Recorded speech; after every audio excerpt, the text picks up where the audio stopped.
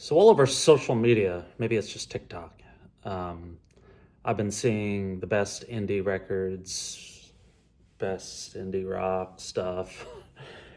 And I may have done a video on indie rock like 3 years ago, but I figured I would name my 20 essential indie rock records. These are not what I believe, these are not my favorites, but I sort of scanned my collection and came up with these 20. And I'll try to include a little story about each one. But as I always do, I'm going to try to do it pretty quickly. These are not in order, just random. So to start, Pavements, Crooked Rain, Crooked Rain. Huge record for me in college. Sort of my introduction to Pavement from my college friend Fred, who introduced me to a lot of great bands. Pavement, Got It by Voices, a lot of stuff. He had really great taste in music. He's still a close friend of mine. But Crooked Rain, when I moved to Brooklyn in 1998, there was a bar. I can't remember the name of it. I think it was on 5th or 6th Avenue. We used to go to that had a jukebox inside, and then there was like an outdoor section to the left. I wonder if it's still there. I need to make it back to Brooklyn sometime soon. And they had Crooked Rain on the jukebox, and we used to just play it all the time. If somebody says pick one, it might be Crooked Rain for me. I know there's a lot of debate about Pavement's best records. A lot of people say Wowie Zowie. And I mean, they're all considered great. Terror Twilight got the box set reissue a couple years ago. But Crooked Rain's always been my favorite. And there's one that I'm forgetting. Yeah. So that's first. Second, and I used to do some reviews on the Huffington Post maybe 10 years ago. And I remember I did my favorite records of the 2000s. And at the time, this was my number one. It still may be. It's either that or another one that I'll be mentioning in a few minutes. But this is the Wren's The Meadowlands. Great record. Came out in 2003. They never put out another record. There was all these rumors that they were going to, and then they came out in sort of two different versions of the band. The two brothers put out a record. The name is escaping me. God. Memory. Something Station. My fans. People watching will know. It's a weird name. Starts with an A, I think. And then Charles Bissell, I think is his name, came out with an EP called under the band name Car Colors recently, which is really good. Ahon Station. Someone's gonna tell me, and I'm gonna just look it up soon. But this record, The Wren's, The Meadowlands, the best sort of growing up record, one of the best records about entering adulthood, and maybe reluctantly entering adulthood, and sort of reflecting on the things that you're losing, and the house that guilt built, happy, she sends kisses, this boy's exhausted, hopeless, faster gun, 13 grand, boys you won't, ex-girl collection, per second, everyone chooses sides, 13 months in 6 minutes. This is an exceptional record. It's still bought at Ahon Station, is that it?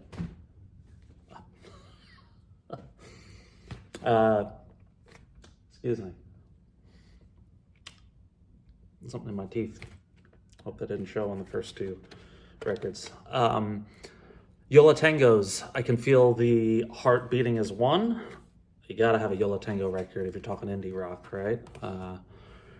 I discovered Yola Tango in 1995 when I was interning at Bar None Records in Hoboken, New Jersey. It was a college summer job.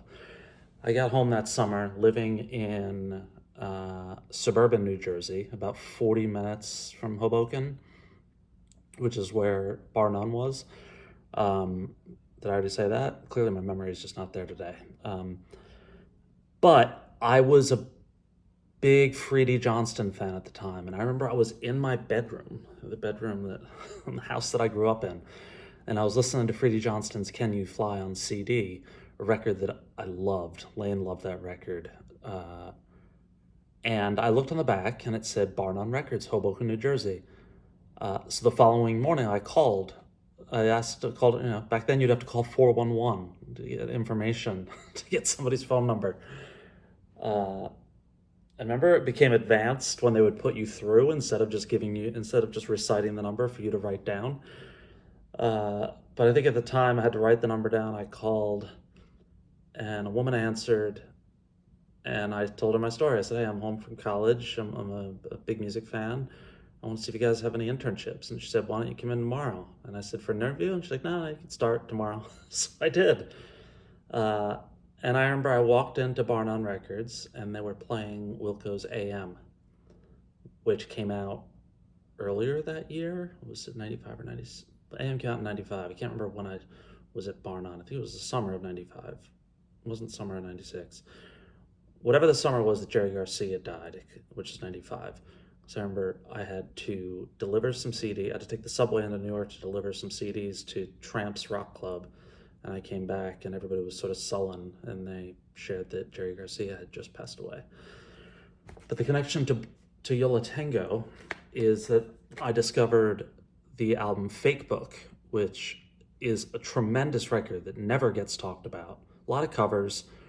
I don't know if it was their first or second record, but it was on Bar None.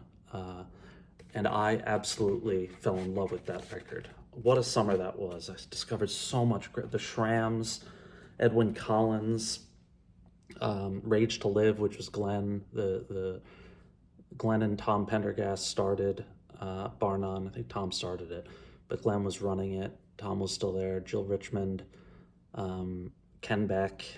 I can't believe I'm remembering all those names. Susan Collier. I think that's all of them. And Chris Corsano. If you are a jazz fan, Chris Corsano is putting out, I believe it's his first record on Drag City Records this summer. Chris Corsano has played with Jeff Tweedy. He's played with Mike Watt. He's a sort of experimental jazz drummer, lives in upstate New York. He and I were the interns that summer at Bar None. And what's even more wild is when I went to Solid Sound, Wilco's Music Festival, I saw Chris Corsano there. We took a picture. Maybe I'll throw it up one day. Summer of 95. Next, replacements Let It Be. If I think of an album from the 80s, indie rock, this is it. One of the greatest album covers of all time, taken by, was it Brian? Dan Corrigan, sorry. I have an original Dan Corrigan photo. Can you see it there? Where is it? No, maybe I moved it to the living room. Used to be. It's an Uncle Tupelo photo that I got from my brother John and myself for my brother John when he got married. There's a Daniel Corrigan original. And there's a picture of me with the Wrens right there. No, that's Will Johnson. Oh, the Wrens one is, you can't really see it. It's right there. Right there. Me with the Wrens. When they played a show in San Francisco in 2005, I think it was. These are some good stories, right? Silver Jews, American Water. Random Rules. I mean, is there a better indie rock song ever? I would probably I think a Purple Mountains record that sadly was the last thing David Berman ever did, and the first record he recorded in a long time. I think it's the best thing he's ever done. But Random Rules, Smith and Jones Forever, We Are Real, and the album cover. I have an original painting of this in my living room. The guy who did this painting, maybe it was a year or two ago, made like 20 more. I think it's the most expensive piece of art I've ever bought. Wasn't ridiculously expensive, but I love it. The Strokes, Is This It? saw the Strokes a couple times. I've talked many times about how I saw them New Year's Eve with my buddy Brian. The Strokes and Guided by Voices at the Apollo Theater in Harlem. That was New Year's Eve. Was it 98 into 99? Or maybe, no, it was 2000 to 2001, I think. One of the best nights of my life. One of the most, in terms of just a joyful night. Brian and I were out at a bar till like 8 in the morning. We were down on Houston Street. We met some people, met some girls. It was just a great fun. Nothing happened. Like, we just hung out with them, and they bailed, and then we bailed a couple hours later. But we're playing pinball and pool and listening to great music after seeing such a tremendous show. These are some of my better stories. I should break this up into like 15 different segments. I mean, Velvet Underground and Nico. People, would there be indie rock if not for this record? Would the Strokes have made a record if this one was never made? I know it was 60s. Was it 60s? What year did this come out? I thought it was 67, but for some reason I always have the Velvet Underground's dates off. But what a tremendous, I still listen to this record all the time, an all-time great. If I look back at my college days and the indie rock record that we were listening to the most, it was this, Mellow Gold by Beck, his second record, I believe, after Stereo Pathetic Soul Manure, I think it was called. I never got into that one. Or did One Foot in the Grave come before this? I can't remember. This is 94. Same guy, Brian, that I saw the Strokes and Guided by Voices with. I don't know why I keep doing this. He used to play this in his truck whenever we would go out to bars in Boston. This was the record. He played it all the time. And then Beck got huge. But you can see there, that is this record, Mellow Gold. That's the CD, and it's signed by Beck. And that's a photo of Beck and me when I worked at MTV in 1998 or 9. Maybe it was taken, I worked there for 3 years. It was when Midnight Vultures came out. He was such a great interview. Kurt Loder interviewed him just for employees. It was awesome. Bonnie Prince Billy, I See a Darkness. Wasn't this Pitchfork's number 1 of the 90s? Or maybe number 2? I love this record. It's got a lot of, I've listened to it in times of need and times when I just needed a connection. And Bonnie Prince Billy, I mean, Will Oldham has put out so many great records. Mentioned this before earlier in the video. Guided by Voices B1000. I just saw that Guided by Voices will be playing in San Francisco. I think it's in November. I am definitely going to that. I have not seen Guided by Voices since that 2000 show, the New Year's show. And I have friends who just saw them, so cannot wait for that. I'm not a big Radiohead fan. I'm just not. But I do love Kid A. I don't love it. I like it a lot. Everything in its right place. This, I don't know. I feel like I had to put a Radiohead record in there. And OK Computer. OK Computer to me there's a song on there that I really can't listen to because it was the first song I listened to after 9/11. And it's a tremendous song. And of course, it's escaping me. Where's my Radiohead records? Right here. It is, one second, Letdown, which after 9/11, I was living in New York during 9/11. I think I've shared under the towers, I think when the first one collapsed, because I was taking the F train up to work. I worked in Rockefeller Center, or Rockefeller Plaza. No, not Rockefeller. 56th and 6th I worked. I was working in a law firm at the time. And for 4 or 5 days after 9/11, I couldn't listen to music. And this was right around the time I think the iPod came out. I didn't have an iPod yet. And I was still listening to CDs, Discman. And I think I had a mix CD and on so this was like September 16th or 17th. And I hit play coming back from work, whatever, I don't remember what the date was. I think that would have been the weekend, given that the 11th was on Tuesday.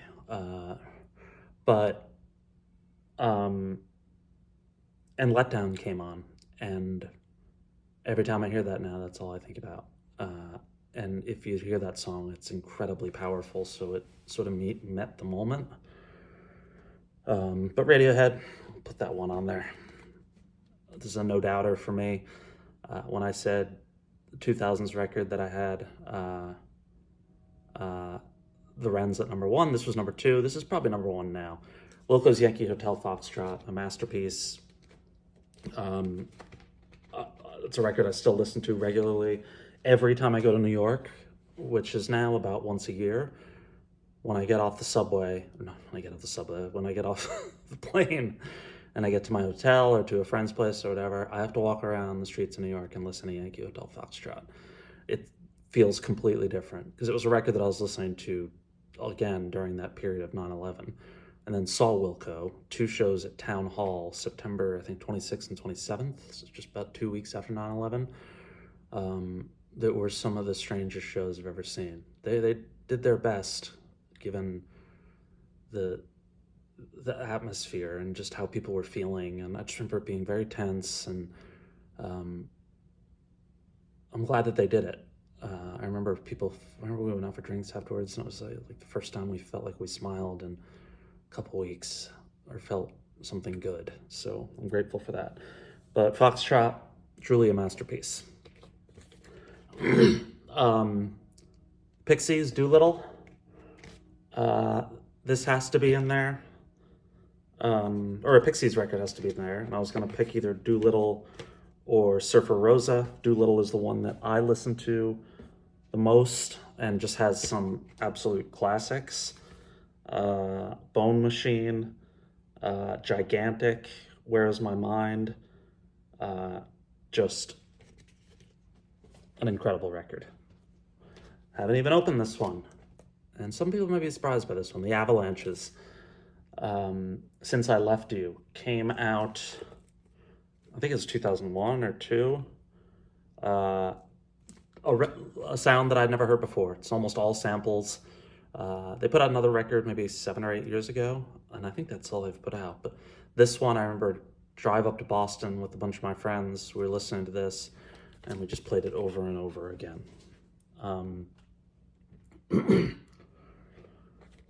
Slint, Spiderland. Just got this reissue, haven't opened it yet. Incredible record. Touch and Go Records, 1991. The documentary on this record is also fantastic. Good Morning, Captain, Breadcrumb Trail. I mean, it's dark, it's weird, it's haunting. It's an incredible record. Elliot Smith XO. Most people would probably say either or. I would say XO. It's my favorite Elliot Smith record. I listen to it all the time. Came out in 1998. Sweet Adeline, Tomorrow, Waltz Number 2, Baby Britain, Independence Day, Bottle Up and Explode. Just an incredible record. Only got a few left. Also unopened, because I have multiple copies, Spoons, Girls Can Tell. The same time that I was listening to The Arcade Fire is when I was listening to this, I think. I remember it was my first place in California when I moved here in 2005. Those are the 2 records. And I still think Anything You Want is one of the greatest songs ever. We have 2 left. Flaming Lips, Soft Bulletin. I think this is the first album that I heard on an iPod. A buddy of mine at the time, his name's Michael, he and I went to Buttermilk. I think it's still there in Brooklyn on 5th or 4th and like 12th maybe, because I lived on 11th Avenue and 16th Street, somewhere around there. And I remember one day we met up for drinks after work at Buttermilk. Had a great jukebox. That's all it had. It was like a bar and a jukebox and like some seats. There's nothing to this place, and we loved it. And I remember he took an iPod out of his bag, and I was like, "Oh, is that thing that Apple makes?"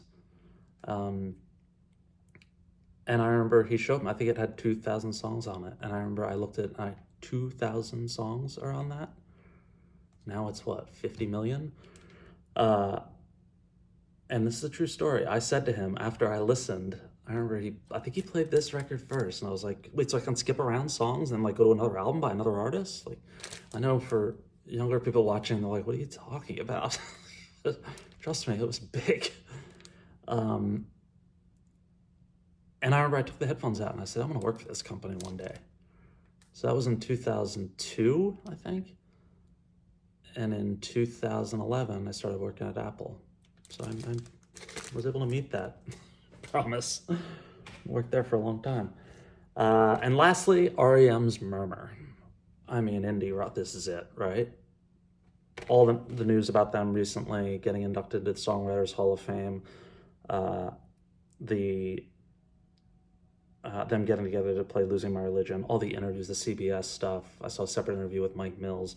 Just love it that they're getting a little bit more time in the spotlight. Murmur is my favorite. This is their first record, right? I always get confused, almost 1983? I think so. But Catapult, West of the Fields, Laughing, Talk About the Passion. I mean, every song on here is great. Shaking Through, We Walk, Sitting Still, Pilgrimage, Perfect Circle, that's every song. I would argue maybe the greatest American band ever. Greatest band ever from the US. It's a debate. I think I need a video on that. Some would say the Beach Boys, CCR. Some would say Nirvana. Some might say Wilco. The Replacements, Big Star. There's a ton that I'm not thinking of.